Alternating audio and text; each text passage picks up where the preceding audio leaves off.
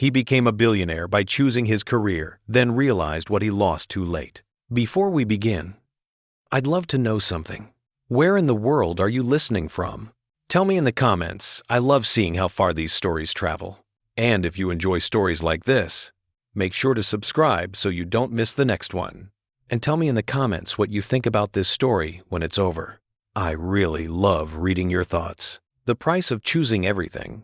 Lucas always believed he was doing it for them. That belief followed him everywhere. Into meetings, onto airplanes, into hotel rooms that all smelled the same. It softened his conscience and justified every absence. It was the sentence he repeated whenever doubt tried to surface. This is temporary. They'll understand. I'm building something for our future. He met Sophia long before the word billionaire ever brushed against his life. They were 22, sitting on the floor of a tiny apartment with peeling paint and a broken heater that only worked when you kicked it. Lucas talked endlessly about ideas, apps, companies, systems that would change everything. Sophia listened with a smile that said she believed in him, not the ideas. That mattered more than he realized. Back then, ambition felt light. It didn't demand sacrifices yet. It didn't ask him to choose. They married young, not because it was convenient, but because it felt obvious. Love still felt like something you protected, not something you assumed would survive anything. When their first son was born, Lucas held him with shaking hands. He had never felt fear like that before, not fear of failure, but fear of loss. I promise, he whispered to that tiny sleeping face. I'll give you a better life than I had. He meant it. He just didn't understand the cost. The company started small. Lucas worked nights, but he came home. He missed dinners occasionally, but he showed up on weekends. Sophia complained sometimes, but she still laughed when he told stories about work. There was balance. Then came the first big break. An investor, a contract, a number that made Lucas sit very still and stare at the screen. That was the moment ambition changed shape. It stopped being a dream and became a demand. Lucas started answering emails at midnight. He stopped putting his phone down during meals. He brought his laptop to the couch and nodded through conversations he didn't fully hear. Sophia noticed before he did. "You're not really here anymore," she said one night. Lucas didn't look up. "I'm tired." "That's not what I said." He sighed, irritated. "This is important." "So are we," she replied quietly. Lucas kissed her forehead like punctuation, not affection. Just a phase, temporary. That word again. Their second child was born during a product launch. Lucas watched through a video call from an office surrounded by people cheering. The screen froze for a moment, then unfroze, showing Sophia exhausted and pale, holding their daughter. Lucas felt a sharp stab of guilt. Then applause drowned it out. Later that night, Sophia sent him a photo of the baby sleeping. Lucas stared at it longer than he expected. He told himself he'd make it up to them. He always did. Years passed faster than Lucas noticed. The kids grew quieter around him. They learned when not to interrupt. They learned which questions not to ask. They learned that disappointment was easier if you didn't expect much. Sophia stopped complaining. That scared Lucas more than arguments ever had. She moved through the house like a guest, polite and distant. They slept at different times. Conversations became logistical. "Who's picking up the kids? Did you pay the bill? I'll be late." One night, Lucas came home and found Sophia's pillow missing from their bed. She had moved into the guest room. He stood there, briefcase still in his hand, staring at the empty space. He didn't follow her. He told himself he was too tired. The billion-dollar valuation came quietly. No fireworks, no thunder, just a number that changed how people looked at him. Investors shook his hand harder. Strangers used his name carefully. Articles appeared online calling him visionary, relentless, brilliant. Lucas smiled for the cameras. Inside, something felt strangely hollow. That night, he drove home alone. The penthouse was stunning. Floor-to-ceiling windows, city lights stretching endlessly below him like proof of success. But there was no noise. No kids arguing. No television playing in the background. No Sophia asking how his day went. Lucas checked his phone. Messages poured in. Congratulations. Champagne emojis. Offers. Invitations. One contact remained silent. Home. He waited. Nothing came. Lucas poured a drink and sat on the edge of the bed, suit still on. The silence pressed against him until it became unbearable. And for the first time, a question he had avoided for years finally demanded to be answered. What if I won and lost everything else? Lucas noticed the absence before he understood it. It wasn't dramatic. There was no shouting, no slammed doors, no final argument that marked the end of something. There was just space. The kind of space that grows quietly between people when conversations stop being necessary. Sophia stopped waiting for him to come home for dinner. At first, she left plates covered in foil, then notes, then nothing at all. The kids stopped running to the door when they heard keys. They still hugged him, but quickly, like they had learned not to expect more. Lucas told himself this was normal. Families adjusted, children adapted. Love was flexible. That belief made it easier to ignore the growing distance, easier to focus on quarterly reports and expansion plans, easier to choose the measurable over the meaningful. One night, Lucas returned home earlier than usual. The house was quiet. He found Sophia sitting at the kitchen table, a folder open in front of her.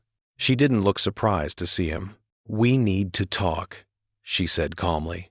Lucas felt a flicker of annoyance. He was exhausted. Tomorrow was a big day. "Can it wait?" he asked. Sophia looked at him for a long moment. "No," she replied. "It already has." She slid the folder across the table. Inside were documents. Not angry letters, not accusations. Plans, schedules, school information, legal papers. Lucas felt his chest tighten. "What is this?" he asked. "It's me being practical," Sophia said. "Since you're never here." Lucas laughed nervously. "What are you talking about?" "I'm leaving," she said. "Not because I don't love you, but because I can't keep raising a family alone in a marriage." The words hit him harder than he expected. "You're overreacting," he said automatically. "This is just a phase." Sophia shook her head. "No, this is who you are now." He wanted to argue. He wanted to list sacrifices. The money, the future, the security. But something in her eyes told him it wouldn't matter. The kids appeared in the doorway, drawn by the tension. Lucas looked at them. Really looked. They weren't angry. They were resigned, and that terrified him. Sophia and the children moved out 3 weeks later. There was no dramatic goodbye. Just boxes, carefully labeled. Quiet efficiency. Lucas helped carry them to the car, feeling like a guest in his own life. His daughter hugged him tightly. "You'll visit, right?" she asked. "Of course," Lucas replied quickly. She nodded, not convinced. As the car drove away, Lucas stood in the driveway longer than necessary. Then his phone rang. "An investor," he answered. Life accelerated after that. Lucas threw himself into work with renewed intensity. If family could leave, at least success stayed predictable. Deals closed. Markets opened. His name appeared in headlines. People admired his discipline. They didn't see the nights he ate alone. They didn't hear the silence echoing through the house. He attended his son's soccer games, sometimes standing on the sidelines, unsure where to place his hands. He went to school events late, slipping in quietly, leaving early. The kids were polite, too polite. One afternoon, his son said something that stayed with him. "You don't have to come if you're busy." Lucas smiled painfully. "I'm not busy." His son shrugged. "You always are." That night, Lucas sat alone in his office, long after everyone had gone home. He stared at the city lights and felt something unfamiliar. Not sadness, emptiness. The day Lucas officially became a billionaire arrived without warning. A notification, a meeting, a quiet moment when a lawyer smiled and said, "Congratulations." Applause followed. Photos were taken. Lucas smiled on instinct. Later, he stood in his penthouse holding a glass of champagne. The city glittered beneath him. Everything he had worked for was finally his. and there was no one there to share it with. He checked his phone. No messages from Sophia. No messages from the kids. Just business. Lucas lowered himself onto the couch and stared at the ceiling. For the first time, the thought wasn't avoidable. What if I built the wrong thing? He remembered Sophia's face at the kitchen table. Calm. Certain. This is who you are now. Lucas closed his eyes. Something shifted. Not regret yet, but awareness. That night, Lucas dreamed of the past. Not success. Not money. He dreamed of sitting on the floor of that tiny apartment years ago laughing, eating cheap food, planning a future that included people, not numbers. He woke up before sunrise, heart pounding. For the first time in years, he didn't reach for his phone. He sat there, listening to the silence. And instead of numbing it, he felt it. It hurt, but it was honest. Lucas stood and walked to the window. The city was waking up, so was something inside him. He didn't know what to do yet. He only knew one thing with absolute clarity. Winning had cost him more than he ever intended to pay. And if he didn't change now, there might be nothing left to go back to. Lucas didn't change his life the morning after he became a billionaire. That would have been a lie, too clean, too cinematic. Change didn't arrive like a decision. It arrived like discomfort. A persistent, gnawing awareness that followed him into meetings, into elevators, into rooms filled with people who admired him, but didn't know him. For the first time in his life, success felt loud. Every compliment echoed strangely. Every handshake felt hollow. Every congratulations landed a second too late. Lucas started noticing what wasn't there. He stopped hearing his children's voices in his head, stopped remembering the sound of Sophia's laughter, stopped feeling anchored to anything outside himself. And the more he noticed, the harder it became to ignore. One afternoon, Lucas left the office early. No announcement, no explanation. His assistant looked confused. "Everything okay?" Lucas nodded. "I just need to be somewhere." He drove without turning on the radio, without taking calls, without checking emails. He drove to the old house, the one that no longer belonged to him. The lights were on. Lucas sat in the car for several minutes, hands on the steering wheel, heart pounding like he was about to walk into a job interview he wasn't qualified for.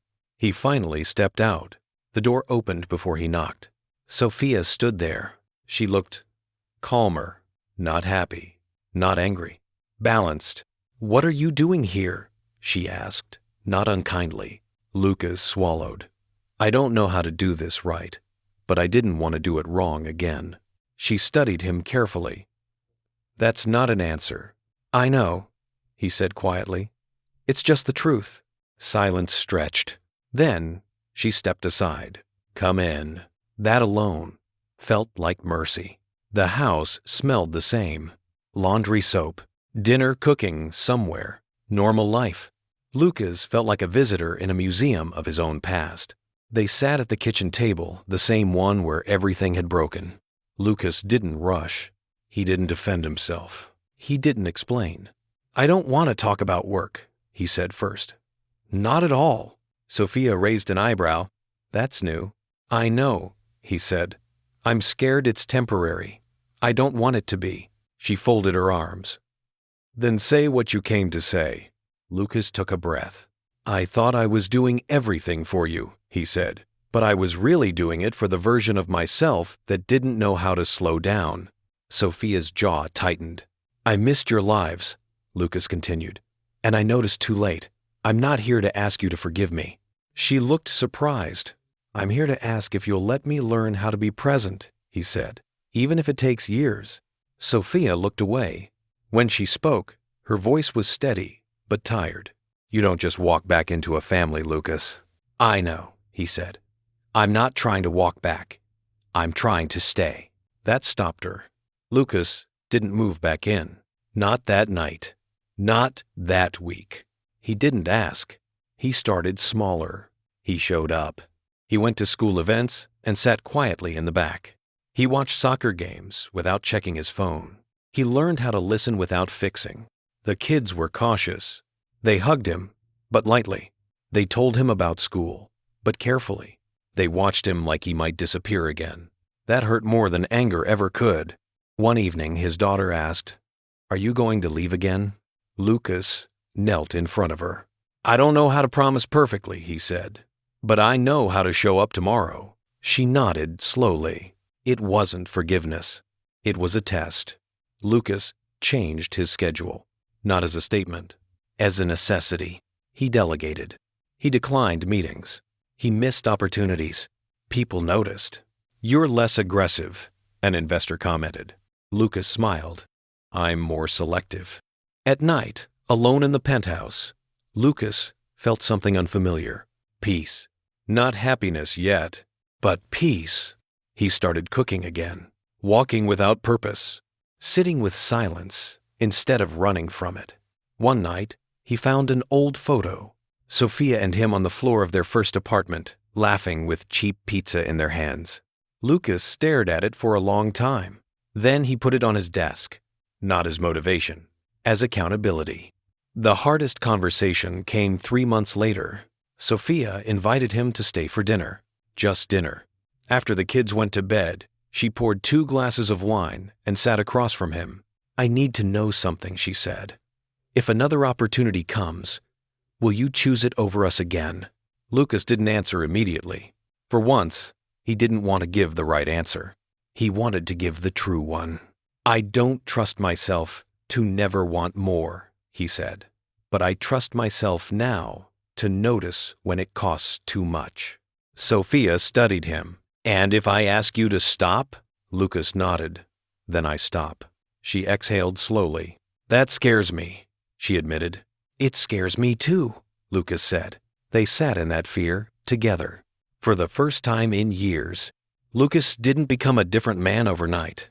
He became a slower one, a man who paused before answering emails, a man who left his phone in another room, a man who learned that boredom wasn't empty, it was where life lived. The kids started trusting him in small ways. They asked him to help with homework. They invited him to stay longer. They stopped watching the door when he arrived. One night, his son said casually, "You're different now." Lucas smiled softly. "Is that good?" His son shrugged. "Yeah, you're here." Lucas knew reconciliation wasn't about grand gestures. It was about consistency, about showing up when it wasn't convenient, about choosing the invisible win over the visible one. He still ran a billion-dollar company, but he stopped letting it run him. And slowly, something fragile began to heal. Not because the past was erased, but because the present was finally being honored. Lucas understood something important before the ending arrived. Redemption doesn't come when people forgive you. It comes when they stop bracing for your absence. That realization didn't hit him all at once. It revealed itself in small, fragile moments, moments that would have gone unnoticed by the man he used to be. Like the night his son fell asleep on the couch with his head on Lucas's shoulder. Lucas didn't move. His arm went numb. His back ached. His phone buzzed in his pocket. He ignored all of it. Because, for the first time, someone trusted him enough to rest. Months passed, not dramatically, but honestly. Lucas stopped asking when things would go back to normal. He learned that normal was gone, and that was okay. They were building something new now. Sophia watched him carefully, not with suspicion, but with the caution of someone who had loved deeply and been disappointed quietly. She didn't punish him. She didn't test him. She simply observed, and Lucas gave her something he never had before: consistency. He arrived when he said he would. He stayed when it was boring. He listened without planning his response. One evening, as they cleaned the kitchen together, Sophia said something simple that carried more weight than any argument they'd ever had. "You don't feel far away anymore." Lucas froze, not because he didn't know what to say, but because he finally understood what it meant. The final test came unexpectedly. A call from overseas. A deal Lucas had been chasing for years before he ever stopped running. It was massive, public, career-defining. His old self would have said yes before the sentence finished. Lucas asked for a day. That alone shocked everyone. That night, he sat alone in his penthouse, staring at the city he had once worshipped. He thought about Sophia at the kitchen table, about his daughter asking if he'd be there tomorrow, about his son's casual, "You're here." Lucas realized something terrifying and liberating at the same time. Saying no would cost him nothing he truly needed. The next morning, he declined the deal. Not dramatically, not loudly, just firmly. And when he hung up, the silence felt kind. Lucas drove to Sophia's house without announcing himself. She opened the door, surprised. "I turned it down," he said. She searched his face. "What?" "The deal," he repeated. "I chose not to leave." Sophia didn't smile. She stepped closer. "Why?" she asked. Lucas didn't reach for words about love or regret or redemption. He said the truest thing he knew. "Because I don't want to win anything that makes me lose you again." Sophia closed her eyes. When she opened them, they were wet. That night, she didn't ask him to leave. She didn't ask him to stay either. She simply said, "You can sleep here." That felt bigger than forgiveness. The move back didn't happen all at once. Lucas brought a toothbrush first, then a few clothes, then his presence. One morning, he was making pancakes when his daughter wrapped her arms around his waist from behind. "Dad," she said quietly, "you feel different." Lucas smiled down at her. "I feel awake." She nodded, satisfied. Sophia watched from the doorway. Later that night, after the kids were asleep, she sat beside him on the couch. "I don't need you to be perfect," she said. "I need you to be reachable." Lucas nodded. "I am." She leaned her head on his shoulder, and for the first time in years, it felt natural. Lucas still worked. He still led. He still succeeded. But success no longer sat at the center of his life. Family did. He learned that ambition wasn't evil, it was just dangerous when left alone. He learned that money could build comfort, but presence built memory. Years later, someone asked him in an interview, "What's the greatest achievement of your career?" Lucas paused. The old version of him would have named numbers. This one smiled softly. "Coming home," he said. On a quiet Sunday afternoon, Lucas sat in the backyard with Sophia, watching their kids laugh. The sun was low. The moment was ordinary, perfect. Lucas reached for Sophia's hand. "I almost lost this," he said quietly. She squeezed his fingers. "You did." He nodded. "Thank you for letting me find my way back." Sophia looked at him with a gentleness that felt earned. "You didn't come back for us," she said. "You came back as yourself." Lucas understood then. He hadn't just reconquered his family. He had reconquered the part of himself that knew what mattered. Lucas still runs a billion-dollar company. But the greatest success of his life is that when he comes home now, someone is always waiting.